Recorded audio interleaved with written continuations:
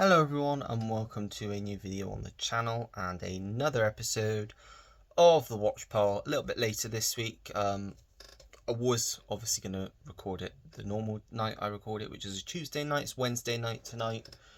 I just didn't get a chance to, by the time I got home, had my tea, just got chill. I just wanted to chill, but I did end up watching a decent film, which you will hear about in my weekly watches video. It turns out so far it's my highlight of the week, but I'm not going to spoil that.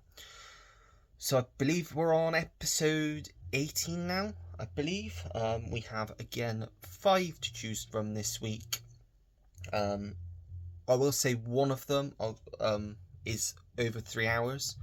It is about 10 past 7, so I will try my very best to get it all watched tonight, but I'm not one for staying up too late, other than obviously the live streams. So I may end up falling asleep, so I may have to watch it in like sort of 2 halves.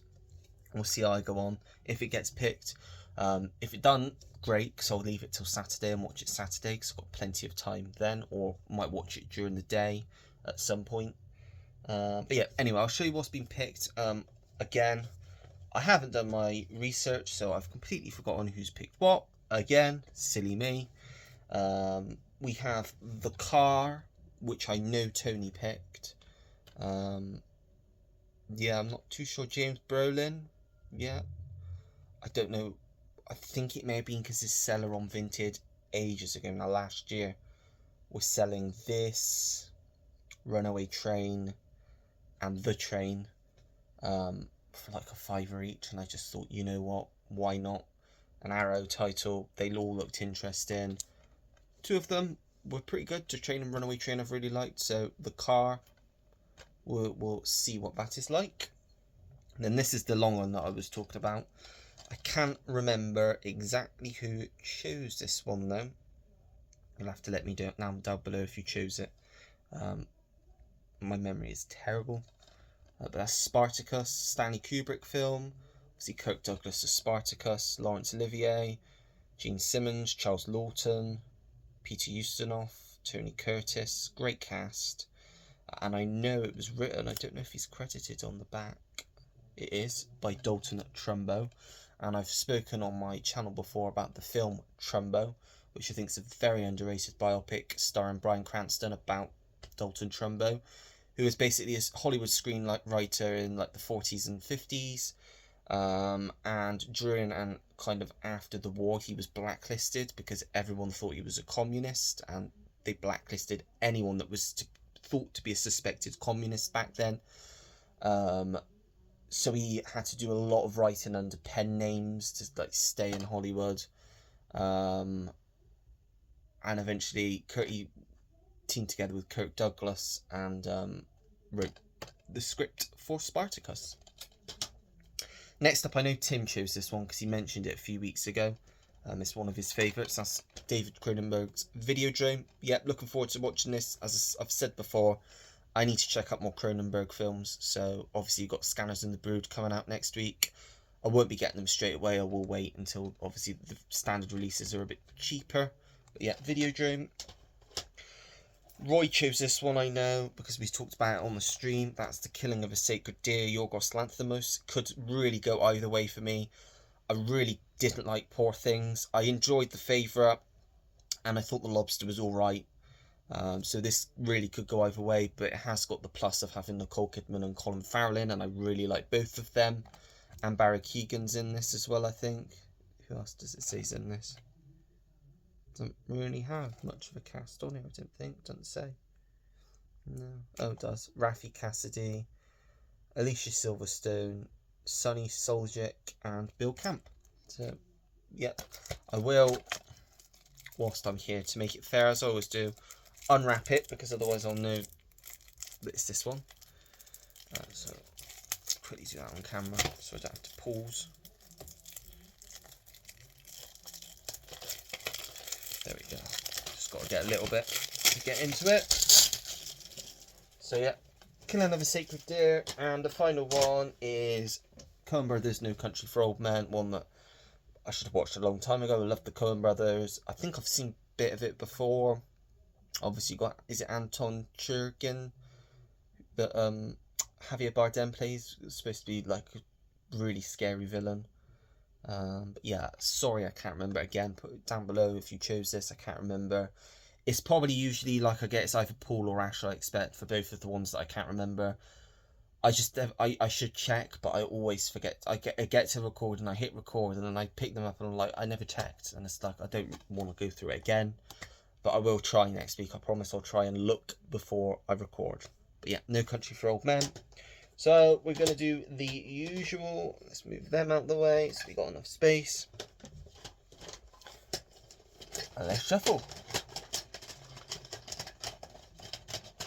Very messy.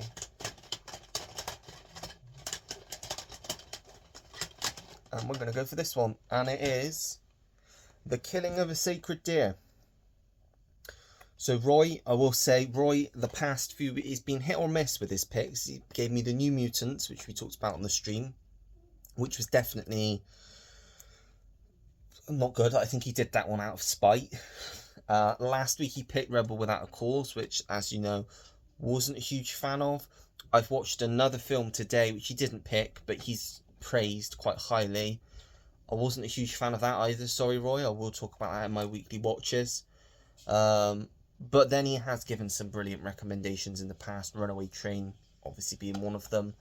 So it really could go either way with this one. But yeah, it's, how long is it? 124 minutes, so just over 2 hours.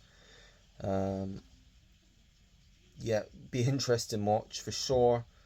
But yeah, I will give this one a watch now, and I shall come back to you once I've watched it and give you my thoughts. So I'll be back in a bit. So I just got done watching The Killing of a Sacred Deer, and I think it's fair to say after watching this that I'm just not a fan of Yorgos Lanthimos. He's just, I just don't like his style of directing. I just don't think it's for me. It's just too weird, out there. Just his stories just don't really appeal to me. This started off, I really didn't like it. Then I thought, maybe I could give hope, and then the ending, I just completely lost interest again.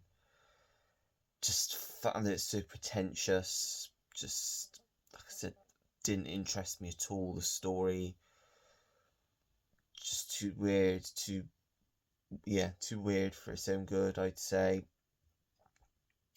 Yeah, just really wasn't a fan of it, which is a shame because it's got some terrific actors in there, but the story was just one that I'm like, would never feel the urge to put this on again. I don't think.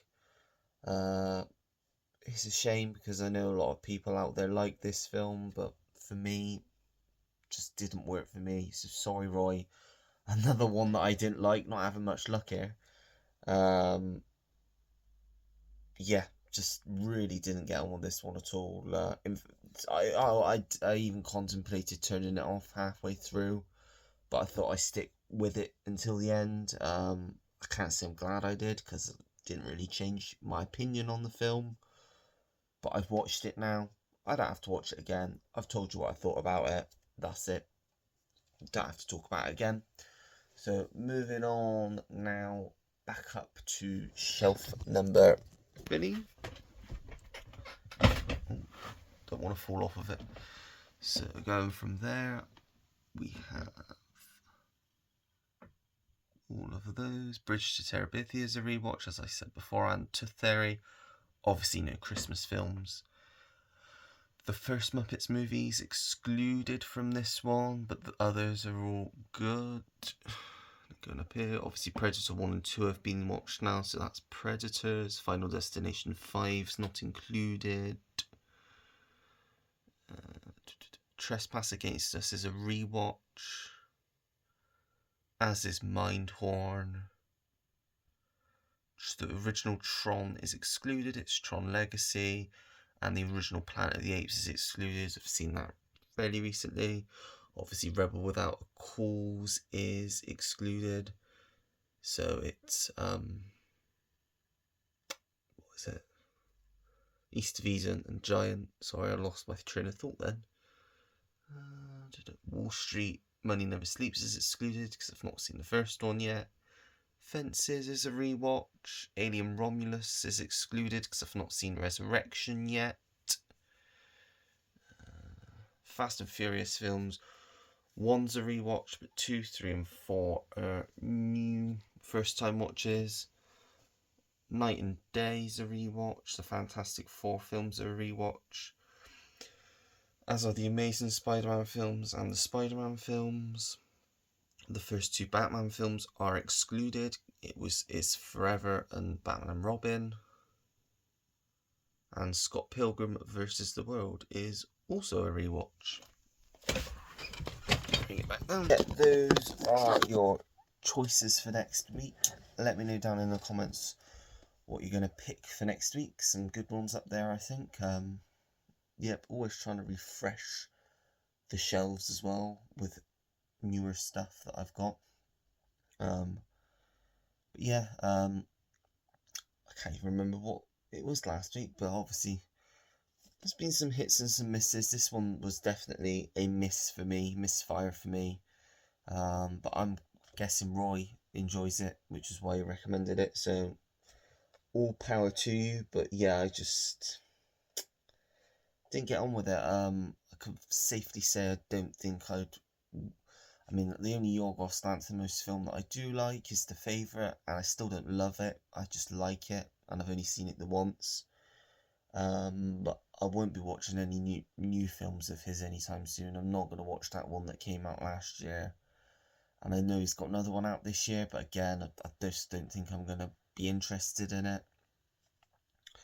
But yeah, that's it for this week's episode of The Watch Pile. Let me know what you think of The Killing of a Sacred Deer down below. Don't forget to like the video if you liked it, subscribe if you want to see more videos like this, and turn your notification bell on so you know when I have a new video uploaded to the channel. Comment down below anything and everything. As you know, I always take the time to get back to anyone that leaves me a comment because I really do appreciate it. And that is it. So until next time everyone, take care. Goodbye.